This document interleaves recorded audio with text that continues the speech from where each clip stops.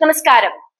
ലോകത്തെ നിരന്തരം യുദ്ധഭീതിയിലാഴ്ത്തുകയും പശ്ചിമേഷ്യൻ മേഖലയെ സമാധാനരഹിതമാക്കാൻ കൂട്ടുനിൽക്കുകയും ചെയ്യുന്ന അമേരിക്കയുടെയും ഇസ്രായേലിന്റെയും സാമ്രാജ്യത്വ നയങ്ങൾ ഒടുവിൽ ആഗോള സമ്പദ് വ്യവസ്ഥയെ തന്നെ കടുത്ത പ്രതിസന്ധിയിലേക്ക് തള്ളിവിട്ടിരിക്കുകയാണ് എന്ന വാർത്തകളാണ് പുറത്തു വന്നുകൊണ്ടിരിക്കുന്നത്.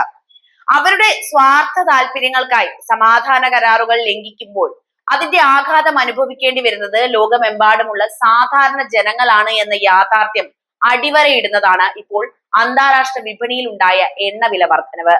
നമുക്കറിയാം എണ്ണവില വർധനവ് എത്രത്തോളം നമ്മുടെ പോക്കറ്റിനെ വരെ ബാധിക്കുമെന്ന കാര്യം. അമേരിക്കയും ഇറാനും തമ്മിലുള്ള വെടിനിർത്തൽ കരാർ തകർന്നതിനെ തുടർന്ന് മിഡിൽ ഈസ്റ്റിൽ സംഘർഷം ശക്തമായതോടെ ആഗോള വിപണിയിൽ എണ്ണവിലയിൽ വൻ വർധനവാണ് രേഖപ്പെടുത്തിയിരിക്കുന്നത്. ഹോർമുസ് കടലിടുക്കിലൂടെയുള്ള എണ്ണ പ്രവാഹം തടസ്സപ്പെട്ടതും ചെങ്കടൽ അടച്ചുപൂട്ടുമെന്ന ഇറാന്റെ ഭീഷണിയുമാണ് ഈ പെട്ടെന്നുള്ള വിലക്കയറ്റത്തിന് കാരണമായത്. ജൂലൈ 17 വെള്ളിയാഴ്ച മാത്രം രാജ്യാന്തര വിപണിയിൽ എണ്ണവില ഏകദേശം 5% ഉയർന്നിട്ടുള്ളത്. ഇതോടെ ബ്രന്റ് ക്രൂഡ് ഓയിൽ വില ബാരലിന് $88.21 അമേരിക്കൻ വെസ്റ്റ് ടെക്സസ് ഇന്റർമീഡിയറ്റിന് വില $82.75 വർദ്ധിച്ചിട്ടുണ്ട്. വരും ദിവസങ്ങളിലും ഈ വിലക്കയറ്റം ഇങ്ങനെ തുടർന്നാൽ അത് ആഗോളതലത്തിൽ വലിയ രീതിയിലുള്ള വിലക്കയറ്റത്തിനും സാമ്പത്തിക പ്രതിസന്ധിക്കും വഴിമാറും. എന്നാൽ അമേരിക്ക അപ്പോഴും ആയുധ കച്ചവടം പൊടി പൊടിച്ചുകൊണ്ടേയിരിക്കുകയാണ് എന്ന യാഥാർത്ഥ്യം നമ്മൾ തിരിച്ചറിയണം. ഈ യുദ്ധം അമേരിക്ക തുടങ്ങിയത് ലോകത്തെ മുഴുവൻ ബുദ്ധിമുട്ടിക്കാനാണ് എന്ന് നിങ്ങൾക്ക് തോന്നുന്നുണ്ടോ? നിങ്ങളുടെ അഭിപ്രായം എന്ത് തന്നെയായാലും കമന്റ് ചെയ്യുക. നമുക്ക് വിശദമായ വാർത്തയിലേക്ക് പോകാം. അമേരിക്കയും ഇസ്രായേലും ചേർന്ന് പശ്ചിമേഷ്യയിൽ പിന്തുടരുന്ന നയങ്ങളുടെ പ്രത്യാഘാതം ഇപ്പോൾ യുദ്ധഭൂമികളിൽ മാത്രം ഒതുങ്ങി നിൽക്കുന്നില്ല. അതിന്റെ ആഘാതം ലോക സമ്പദ് വ്യവസ്ഥയിലേക്കും സാധാരണ ജനങ്ങളുടെ ദൈനംദിന ജീവിതത്തിലേക്കും വ്യാപിച്ചിരിക്കുകയാണ്. ഇറാനുമായുള്ള സംഘർഷവും ചെങ്കടലിലെയും ഹോർമുസ് കടലിടുക്കിലെയും സുരക്ഷാ പ്രതിസന്ധികളും ആഗോള ഊർജ്ജ വിപണിയെ വലിയ അനിശ്ചിതത്വത്തിലേക്ക് തള്ളിവിട്ടിരിക്കുകയാണ്. ഇപ്പോൾ അന്താരാഷ്ട്ര നിയമങ്ങളെയും ഐക്യരാഷ്ട്രസഭയുടെ ആഹ്വാനങ്ങളെയും അവഗണിച്ച് സൈനിക നടപടികൾ ഇങ്ങനെ തുടർന്നു പോരുമ്പോൾ അതിന്റെ യഥാർത്ഥ വില നൽകേണ്ടി വരുന്നത് യുദ്ധത്തിൽ പങ്കാളികളല്ലാത്ത കോടിക്കണക്കിന് സാധാരണ മനുഷ്യരാണ് എന്ന യാഥാർത്ഥ്യം നമ്മൾ മനസ്സിലാക്കണം. ലോകത്തിന്റെ ഒരു കോണിൽ പൊട്ടിത്തെറിക്കുന്ന ബോംബുകളുടെ പ്രതിധ്വനി മറ്റൊരു കോണിൽ ഭക്ഷ്യവിലയിലും ഇന്ധനവിലയിലും ജീവിത ചെലവിലുമാണ് പ്രതിഫലിക്കുന്നത്. പശ്ചിമേഷ്യ ലോകത്തിലെ ഏറ്റവും നിർണായകമായ എണ്ണ ഉൽപാദന മേഖലയാണെന്ന് നമുക്കറിയാം. ലോകത്ത് ഉപയോഗിക്കുന്ന അസംസ്കൃത എണ്ണയുടെ വലിയൊരു പങ്കും ഹോർമുസ് കടലിടുക്കിലൂടെയാണ് കടന്നുപോയിക്കൊണ്ടിരിക്കുന്നത്. അതുപോലെ തന്നെ യൂറോപ്പിലേക്കും ഏഷ്യയിലേക്കും പോകുന്ന ചരക്ക് കപ്പലുകളുടെ പ്രധാന പാത തന്നെയാണ് ചെങ്കടലും സൂയിസ് കനാലും. ഈ മേഖലയിൽ യുദ്ധഭീഷണി ഉയരുമ്പോഴെല്ലാം എണ്ണ കമ്പനികളും ചരക്കു കപ്പൽ കമ്പനികളും വലിയ അപകട സാധ്യത കണക്കിലെടുത്ത് വില വർദ്ധിപ്പിക്കുകയാണ് ചെയ്യുന്നത്. ഇൻഷുറൻസ് പ്രീമിയം ഉയരുന്നു, കപ്പൽ ഗതാഗത ചെലവ് വർദ്ധിക്കുന്നു, ഒടുവിൽ അതിന്റെ ഭാരം സാധാരണ ഉപഭോക്താവിന്റെ മേൽ പതിക്കുകയാണ്. അതുകൊണ്ട് തന്നെ പശ്ചിമേഷ്യയിൽ ഒരു മിസൈൽ പതിച്ചാലും ഇന്ത്യയിലോ യൂറോപ്പിലോ ആഫ്രിക്കയിലോ സാധാരണക്കാരൻ പെട്രോൾ പമ്പിൽ അധികം പണം നൽകേണ്ട ഒരു സാഹചര്യമാണ് ഇപ്പോൾ ഉണ്ടായിട്ടുള്ളത്. ജൂലൈ മാസത്തിൽ മാത്രം അന്താരാഷ്ട്ര വിപണിയിൽ അസംസ്കൃത എണ്ണവില കുത്തനെ ഉയർന്നത് ഈ ആശങ്കയുടെ വ്യക്തമായ സൂചനയാണ്. ജൂലൈ അവസാനിച്ചിട്ടില്ല, പകുതിയായിട്ടേ ഉള്ളൂ. ബ്രന്റ് ക്രൂഡ് ഓയിലും വെസ്റ്റ് ടെക്സസ് ഇന്റർമീഡിയറ്റും ഒരാഴ്ചക്കുള്ളിൽ തന്നെ ഗണ്യമായ വർധനവ് രേഖപ്പെടുത്തി. എണ്ണ ഉൽപാദനം കുറഞ്ഞതുകൊണ്ടല്ല ഈ വിലക്കയറ്റം ഉണ്ടായതെന്ന് ഓർക്കണം, മറിച്ച് ഭാവിയിൽ വിതരണം തടസ്സപ്പെടുമെന്ന ഭീതിയിലാണ് വിപണിയെ പിടിച്ചുകുലുക്കിയിരിക്കുന്നത്. ഹോർമുസ് കടലിടുക്ക് അടച്ചുപൂട്ടുമെന്ന വാർത്തകൾ മാത്രം മതി ആഗോള വിപണിയെ വിറപ്പിക്കാൻ.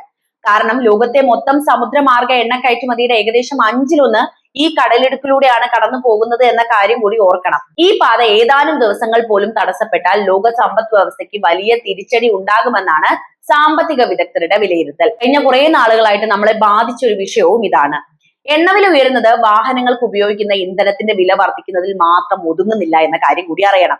ഡീസൽ വില കൂടുമ്പോൾ ചരക്ക് നീക്ക ചെലവും ഉയരും. അതിന്റെ പ്രത്യാഘാതം കാർഷിക ഉൽപ്പന്നങ്ങൾ മുതൽ മരുന്നുകൾ വരെ എല്ലാ മേഖലയിലും അനുഭവപ്പെടാൻ തുടങ്ങും. ഭക്ഷ്യവസ്തുക്കൾ, നിർമ്മാണ സാമഗ്രികൾ, വൈദ്യുതി ഉൽപാദന ചെലവ്, വിമാന ടിക്കറ്റ്, കപ്പൽ ഗതാഗതം, വ്യാവസായിക ഉൽപാദനം എല്ലാം കൂടുതൽ ചെലവേറിയതായിട്ട് മാറും.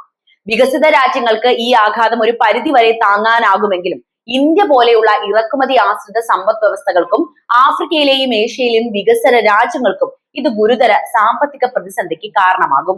വിലക്കയറ്റം വർദ്ധിക്കുകയും പലിശ നിരക്കുകൾ ഉയരുകയും സാമ്പത്തിക വളർച്ച മന്ദഗതിയിലാവുകയുമാണ് ചെയ്യുന്നത്. ഇതിന്റെ എല്ലാം യഥാർത്ഥ കാരണം ആരാണെന്ന് അറിയാമല്ലോ. ഈ സാഹചര്യത്തിലാണ് അമേരിക്കയിലെ പ്രതിരോധ വ്യവസായത്തെ കുറിച്ചുള്ള ചർച്ചകൾ വീണ്ടും ശക്തമായിട്ട് വരുന്നത്. ലോകത്തിലെ ഏറ്റവും വലിയ ആയുധ കയറ്റുമതിക്കാരാണ് അമേരിക്ക എന്ന് നമുക്കറിയാം. Lockheed Martin, RTX, Northrop Grumman, Boeing, General Dynamics തുടങ്ങിയ കമ്പനികളാണ് അമേരിക്കൻ പ്രതിരോധ വ്യവസായത്തിന്റെ നട്ടെല്ല്. യുദ്ധ സാഹചര്യങ്ങൾ രൂക്ഷമാകുമ്പോൾ ഈ കമ്പനികൾക്ക് ലഭിക്കുന്ന സർക്കാർ കരാറുകളും വിദേശ രാജ്യങ്ങളിൽ നിന്നുള്ള ഓർഡറുകളും കുത്തനെ ഉയരാറുണ്ട്.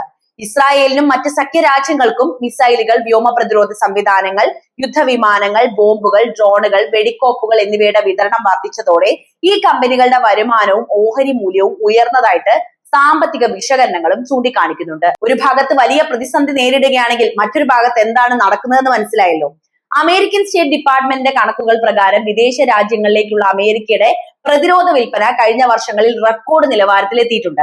100 കണക്കിന് ബില്യൺ ഡോളറിന്റെ പ്രതിരോധ കരാറുകളാണ് ഓരോ വർഷവും അംഗീകരിക്കപ്പെടുന്നത്. നാറ്റോ രാജ്യങ്ങളും പശ്ചിമേഷ്യയിലെ അമേരിക്കൻ സഖ്യകക്ഷികളും തങ്ങളുടെ പ്രതിരോധ ചെലവ് വർദ്ധിപ്പിച്ചതും ഈ വളർച്ചയ്ക്ക് കാരണമായ ഘടകങ്ങളാണ്. ഇതിനെ അടിസ്ഥാനമാക്കി നിരവധി രാഷ്ട്രീയ നിരീക്ഷകർ മുന്നോട്ട് വെക്കുന്ന ഒരു വിമർശനം എന്താണെന്ന് വെച്ചാൽ, ആഗോള സംഘർഷങ്ങൾ വർദ്ധിക്കുന്നതോടെ ഏറ്റവും കൂടുതൽ സാമ്പത്തിക നേട്ടം കൈവരിക്കുന്നത് ആയുധ നിർമ്മാണ കമ്പനികളാണ് എന്ന റിപ്പോർട്ടുകളാണ്. അതായത് ഇവിടെ വളരുന്നത് അമേരിക്ക തന്നെയാണ്. അമേരിക്കയിലെ മിലിറ്ററി ഇൻഡസ്ട്രിയൽ കോംപ്ലക്സ് എന്ന ആശയം വീണ്ടും ചർച്ചയാകുന്നതും അതുകൊണ്ട് തന്നെയാണ്. മുൻ അമേരിക്കൻ പ്രസിഡന്റ് ഡ്വറ്റ് എസൻഹോവർ 1961 തന്നെ ഈ കൂട്ടുകെട്ടിന്റെ സ്വാധീനത്തെ കുറിച്ച് മുന്നറിയിപ്പ് നൽകിയിട്ടുണ്ടായിരുന്നു. സർക്കാരും സൈന്യവും പ്രതിരോധ വ്യവസായവും തമ്മിലുള്ള അതിരുകടന്ന ബന്ധം ജനാധിപത്യത്തിനും ലോക സമാധാനത്തിനും വെല്ലുവിളിയാകുമെന്നായിരുന്നു അദ്ദേഹത്തിന്റെ മുന്നറിയിപ്പ്. വർഷങ്ങൾക്ക് ഇപ്പുറവും അത് തന്നെ നടക്കുന്നു. അതേസമയം അമേരിക്കൻ ഭരണകൂടം ഈ വിമർശനങ്ങളെ ഇപ്പൊ തള്ളിക്കളയുകയാണ് ചെയ്യുന്നത്.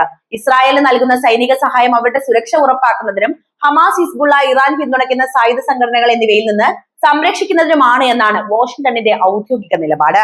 പശ്ചിമേഷ്യയിലെ ശക്തി സന്തുലനം നിലനിർത്തുകയും അമേരിക്കയുടെ തന്ത്രപരമായ സഖ്യങ്ങളെ സംരക്ഷിക്കുകയും ചെയ്യുക എന്നതാണ് അവരുടെ പ്രധാന ലക്ഷ്യമെന്നാണ് അവർ പറയുന്നത്.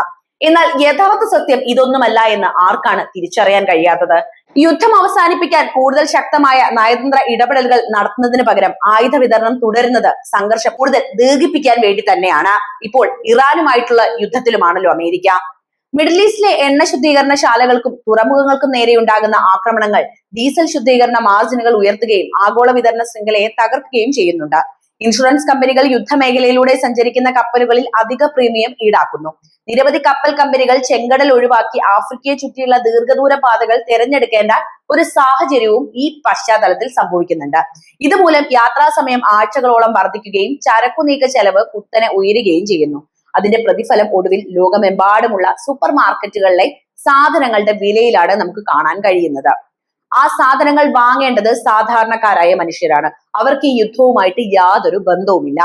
ഈ യുദ്ധത്തിന്റെ ഏറ്റവും വലിയ ഇരകൾ ആയുധമില്ലാത്ത സാധാരണ ജനങ്ങളാണ് എന്ന് പറയുന്നത് ഇവിടെയാണ്.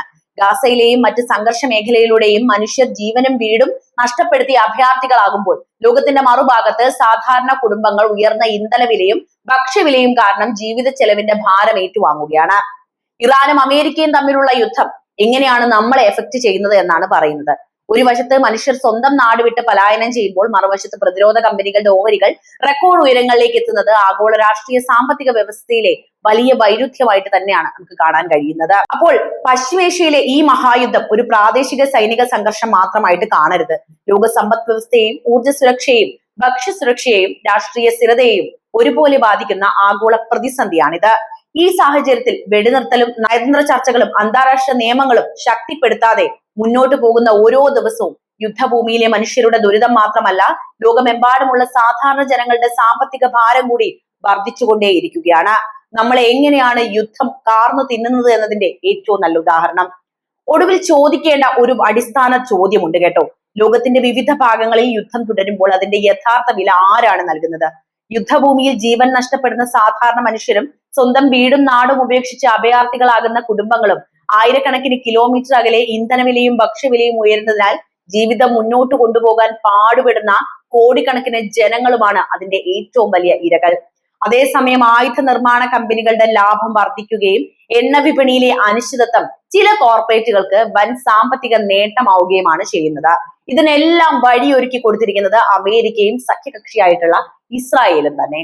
അതിനാൽ പശ്ചിമേഷ്യയിലെ ഈ സംഘർഷത്തെ ഒരു പ്രാദേശിക യുദ്ധമായിട്ടൊന്നും കാണാൻ നമുക്ക് കഴിയില്ല. ലോക സമാധാനത്തെയും ആഗോള സമ്പദ് വ്യവസ്ഥയെയും മനുഷ്യരാശിയുടെ ഭാവിയെയും ഒരേപോലെ ബാധിക്കുന്ന പ്രതിസന്ധിയാണ് ഇത് എന്ന് അടിവരയിട്ട് പറയട്ടെ.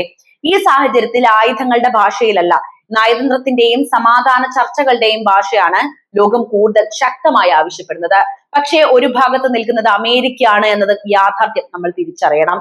യുദ്ധം എപ്പോൾ ആരംഭിക്കണമെന്ന് തീരുമാനിക്കുന്നത് ഭരണാധികാരികളായിരിക്കാം. എന്നാൽ അത് എപ്പോൾ അവസാനിക്കണമെന്നും അതിന്റെ വില എത്രയായിരിക്കുമെന്നും തീരുമാനിക്കുന്നത് ഒടുവിൽ ചരിത്രവും മനുഷ്യരുടെ ദുരിതവും തന്നെയാണ്. അതുകൊണ്ട് അമേരിക്കയും ഇസ്രായേലും ഇനിയെങ്കിലും കാര്യങ്ങൾ മനസ്സിലാക്കണം. ഇറാനുമായുള്ള യുദ്ധത്തിൽ അനുഭവിക്കുന്നത് മറ്റു പല രാജ്യങ്ങളുമാണ്, സാധാരണക്കാരാണ്. നിങ്ങളാണ് യഥാർത്ഥ വില്ലൻ എന്ന് ലോകം മുഴുവൻ തിരിച്ചറിഞ്ഞു. ഇനിയും പ്രശ്നങ്ങൾ അവസാനിപ്പിച്ചിട്ടില്ലെങ്കിൽ മറ്റു പലതും നിങ്ങൾ നേരിടേണ്ടതായി വരും. അപ്പോൾ എന്താണ് ഇതിനെക്കുറിച്ച് നിങ്ങൾക്ക് പറയാനുള്ളത്? നിങ്ങളുടെ അഭിപ്രായം എന്ത് തന്നെയായാലും കമന്റ് ബോക്സ് ചെയ്തുമല്ലോ. മറ്റൊരു വീഡിയോയുമായി വീണ്ടും എത്താം. നന്ദി.